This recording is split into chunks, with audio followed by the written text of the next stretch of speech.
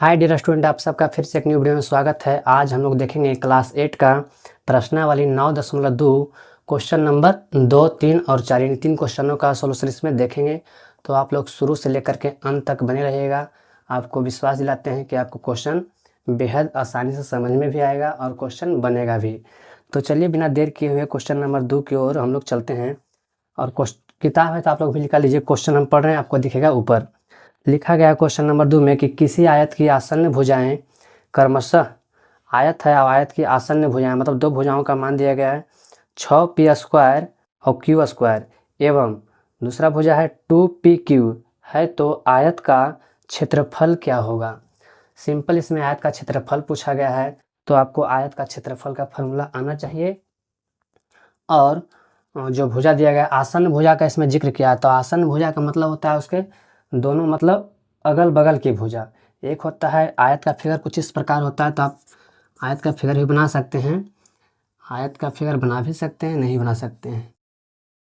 ये आयत का आकृति हो गया, इसमें आमने सामने की भुजा बराबर होता है, यानी कि ये और ये लंबाई, ये चौड़ाई आपस में दोनों बराबर होते हैं आमने सामने की भुजा। अब इसमें आसन भुजाएं कहते किसको है, तो आसन मतलब एक ये भुजा के मान दिया गया है और एक ये भुजा की, यानी एक लंबाई और एक चौड़ाई। इसमें ये दोनों आपस में आसन भुजा हो सकते हैं, ये और ये भी आपस में आसन भुजा हो सकते हैं, मतलब दोनों जो अपने बगल के हैं भुजा। तो हम इसमें मान लेंगे कि इसका मान दिया गया 6p² और q², और इसका 2pq दिया गया है मान इसका। अब इसका मान दिया गया आसन भुजाएं के, तो हम लोग यहाँ पर लिख सकते हैं सिंपल कि सॉल्यूशन में या हल में माना कि इसको आप लोग मान सकते हैं लंबाई, बड़ा भुजा दिख भी रहा है कि बड़ा है, ये छोटा है भी तो इसको छोटा मान सकते हैं, इसको चौड़ाई। ठीक है, ऐसे कुछ भी मान लीजिएगा तो आंसर आ ही जाएगा। तो माना कि आयत का लंबाई को हम लोग सूचित करते हैं एल से, तो इसको एल शॉर्ट में लिख देंगे। तो इसको मान लिया लंबाई 6p² और q² को। ठीक वैसे ही आयत का चौड़ाई हम लोग सूचित करते हैं b से, इसको लिख देंगे 2p और q। ये क्वेश्चन में दिया गया है। ठीक, अब हम लोग को बोला है क्वेश्चन में कि इसका क्षेत्रफल क्या होगा, तो सिंपल हम लोग लिखेंगे अब आयत का क्षेत्रफल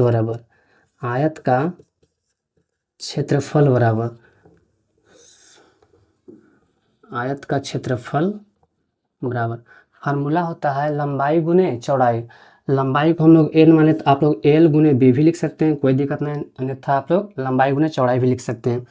तो बताइए कि एल का मान कितना दिया गया है किताब में, तो 6p² और q² गुना है, तो गुना यहाँ देंगे।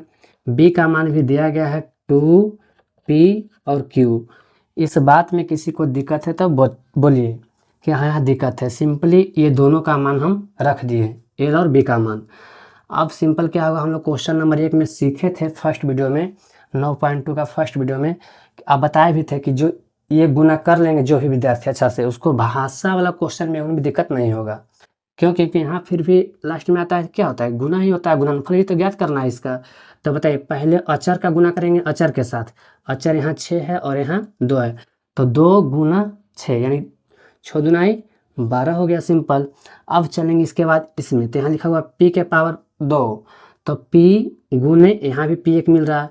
तो आप लोग को पता है कि जब चर पद जब समान होते हैं तो उसका पावर कुछ होता है, जुड़ता है गुना में। तो यहाँ पावर 2 और यहाँ पावर कुछ नहीं, तो एक छिपा हुआ रहता है। तो p² गुने p तो हो जाएगा आपका क्या, p के पावर 3 हो जाएगा। अब यहाँ बचेगा q² गुने यहाँ q है। देखिए ये दोनों सेम है, अगर सेम रहे तो पावर जुटता है गुना में, इसका भी कुछ नहीं तो एक छिपा हुआ होगा। तो p के q² और q² और q एक है वहाँ पर, तो उसका क्या हो जाएगा, q का q मतलब q के पावर 3 हो जाएगा। ये q है, उसका आंसर ये, तो ये आ गया इसका आंसर। ठीक है, आयत का क्षेत्रफल यही हो जाएगा 12p के q और q का q, ये उसका आंसर है। तो देखिए कितना आसानी से बन गया क्वेश्चन। आसन्न भुजाएं का मतलब आप समझे होंगे कि आसन्न भुजा मतलब ये और ये बगल के दोनों भुजा। ठीक, चाहे तो आप इसको भी मान सकते थे, इसको बात बराबर ही है, तो आप इसको सीखा। अब इसका अगला क्वेश्चन है क्वेश्चन नंबर 3, बोल रहा है कि यदि किसी वर्ग, अबरी बात आया है वर्ग का, तो हम लोग को फार्मूला भी जो यूज होगा वो वर्ग का ही होगा। करा यदि किसी वर्ग का भुजा √2 एक्स स्क्वायर और वाई स्क्वायर है तो ये क्वेश्चन में दे दिया गया है। अब करा है तो वर्ग का क्षेत्रफल क्या होगा। ये भी सिंपल क्वेश्चन है, पूछा है वर्ग का क्षेत्रफल, इसमें पूछा गया था आयत का क्षेत्रफल। तो आइए इधर क्वेश्चन नंबर 3 है, इसमें क्वेश्चन नंबर 3 का सॉल्यूशन। इसमें आप चाहें तो वर्ग का आकृति बना भी सकते हैं, ना चाहे तो नहीं बना सकते हैं। तो वर्ग का आकृति कुछ इस प्रकार से होता है कि इसका चारों भुजाएं आपस में बराबर होता है, वर्ग का जो होता है। इसका एक भुजा के मान दे दिया है √2 एक्स स्क्वायर और वाई स्क्वायर, तो इसमें चारों बराबर होता है। तो आप किसी को मान लीजिए √2 एक्स स्क्वायर और वाई स्क्वायर, चारों भुजा बराबर, तो आप एक किसी को मान लीजिए, कोई दिक्कत वाली बात नहीं है। तो ये तो हो गया क्वेश्चन में दिया गया। आप पूछा इसका क्षेत्रफल, जो जितना एरिया है इसका क्षेत्रफल क्या होगा, तो आपको क्षेत्रफल याद भी होना चाहिए। इसमें हम लोग लिख सकते हैं कि दिया गया है, तो क्या दिया गया है क्वेश्चन में, दिया गया है वर्ग का एक भुजा, यानी वर्ग का भुजा, वर्ग का भुजा, और भुजा बराबर दिया गया है √2 एक्स स्क्वायर और वाई स्क्वायर, ये दिया गया है। हम लोग से क्वेश्चन में पूछा क्या गया है, तो क्वेश्चन में पूछा गया है कि इसका क्षेत्रफल क्या होगा, यानी वर्ग का क्षेत्रफल। तो हम लोग सिंपली लिख सकते हैं अब, या तो फिर इसलिए, चाहे तो फिर कुछ भी लिख सकते हैं, प्रश्न से इस प्रकार से क्वेश्चन बनाइएगा ताकि देखने में अच्छा लगे। प्रश्न से जो प्रश्न किया है क्वेश्चन में, वो किया है कि वर्ग का क्षेत्रफल। तो वर्ग का क्षेत्रफल का फार्मूला बेहद इजी है। इसका चारों भुजा आपस में बराबर है, यानी भुजा गुने भुजा भी कह सकते हैं, या तो फिर आप लोग भुजा के स्क्वायर भी कह सकते हैं, बात सेम है। भुजा के स्क्वायर भी कह सकते हैं, या तो भुजा गुने भुजा। अब बताइए कि इसको बराबर के बराबर भुजा के मान दिया गया है, कितना दिया गया, भुजा के मान दिया गया है √2 एक्स स्क्वायर और वाई स्क्वायर। आइए तो भुजा का मान रख दिए हैं, अब इसका है क्या, होल स्क्वायर, तो इस 100 से हम लोग कर देंगे होल स्क्वायर। इस बात में किसी को दिक्कत है तो बोलिए कि हाँ इस बात में दिक्कत है, कैसे हुआ।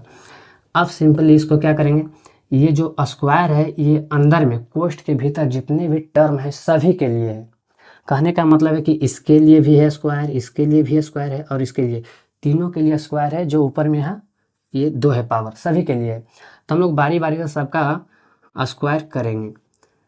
तो आपको पता होना चाहिए कि जब रूट का स्क्वायर होता है तो रूट खत्म हो जाता है, सिंपल जो अंक रहता है रूट के अंदर वही निकल जाते हैं। रूट बिना रूट जो होता है ना, रूट खत्म हो जाता है। तो देखिए यहाँ पे रूट का स्क्वायर करेंगे, √2 का स्क्वायर करेंगे तो सिंपल 2 आ जाएगा इसका। अब यहाँ बच रहा है एक्स के स्क्वायर और उसका करना है स्क्वायर। तो एक क्वेश्चन आप लोग एक फार्मूला आप लोग जानते होंगे, वर्ग घातांक में शायद सीखे होंगे, घातांक में ये होगा a के पावर m और इसके पावर होगा n। तो जब पावर के ऊपर पावर रहता है तो पावर आपस में गुना हो जाता है, यानी कि इसका ये होता है कि m n, यानी कि m n के साथ गुना हो गया, ठीक।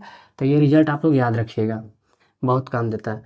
तो पावर के ऊपर पावर आपस में क्या होगा, गुना होगा। तो x के पावर 2 था, लेकिन यहाँ पावर 2 पहले से है स्क्वायर, तो 2 दूना ही 4 हो जाएगा। अब यहाँ सेम कंडीशन यहाँ भी है, तो y के पावर 2 है लेकिन उसके भी पावर क्या है, 2 है, तो 2 और दूनाई 4 हो जाएगा यहाँ भी।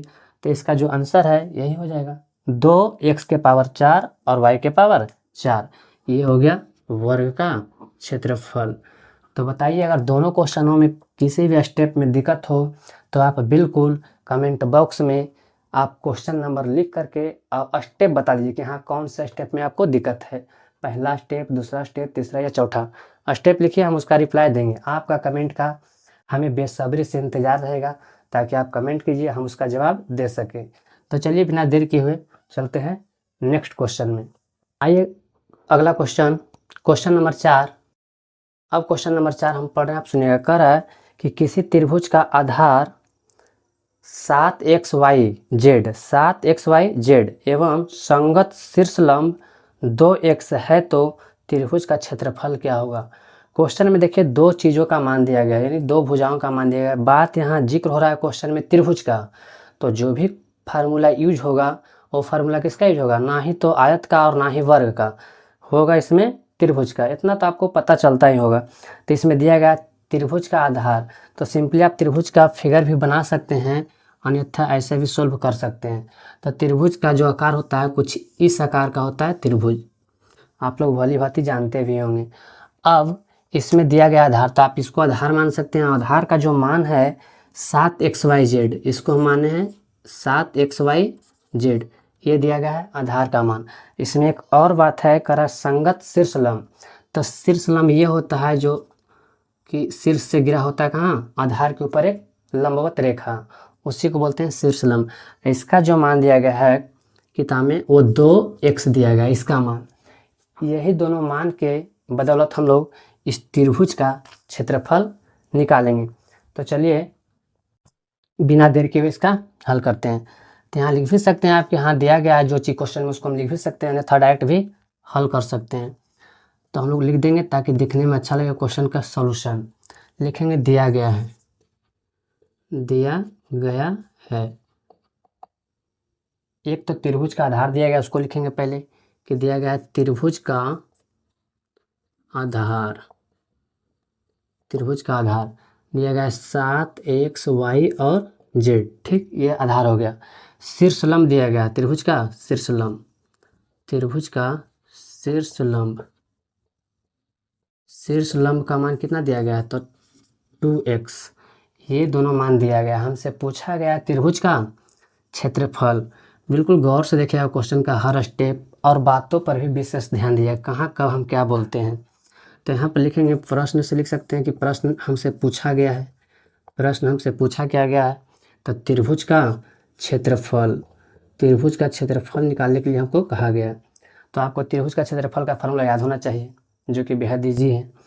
तो त्रिभुज का क्षेत्रफल का फार्मूला होता है 1/2 यानी आधा गुने आधार, आधा गुने आधार और गुने में शीर्ष लंब, या तो सिर्फ लंब भी लिख सकते हैं, जगह नहीं सिर्फ लंब लिखते हैं, ठीक, समझिएगा। शीर्ष लंब या तो फिर लंब या तो फिर शीर्ष लंब लिख दीजिए, कोई दिक्कत नहीं।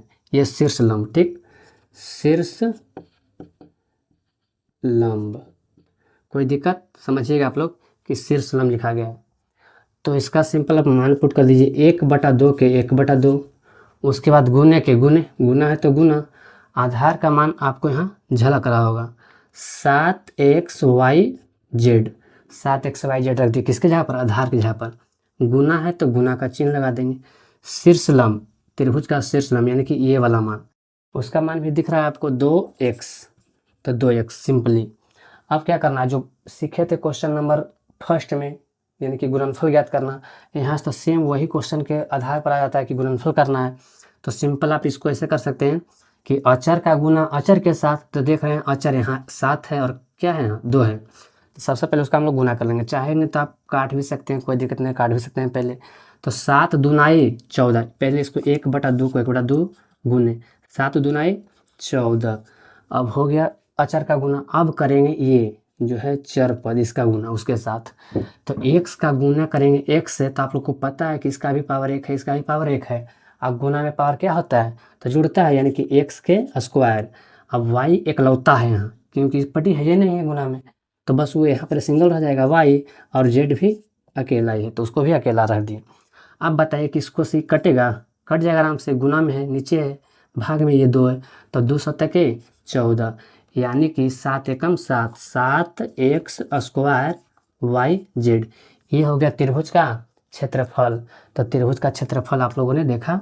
तो आपको इसमें याद क्या रखना है, आपको ये फार्मूला याद रखना है, त्रिभुज का क्षेत्रफल। फार्मूला हर क्वेश्चन में आ रहा है, बेहद इजी फार्मूला, आप लोग उसको याद रखिएगा। और आप बताइए कि कैसा लगा ये वीडियो काफ़ी शॉर्ट है, ताकि आप लोग को ज़्यादा लॉन्ग रहेगा तो आप लोग को देखने में परेशानी होगा कितना लॉन्ग वीडियो है, इसलिए शॉर्ट वीडियो के रूप में आपके पास एक क्वेश्चन का आंसर जा रहा है। तो आप बताइएगा समझ में आया नहीं आया, कैसा लगा वीडियो, आपका कमेंट का हम इंतज़ार करेंगे। तो आप कमेंट करना मत भूलिएगा, ठीक है। मिलते हैं किसी नेक्स्ट वीडियो में।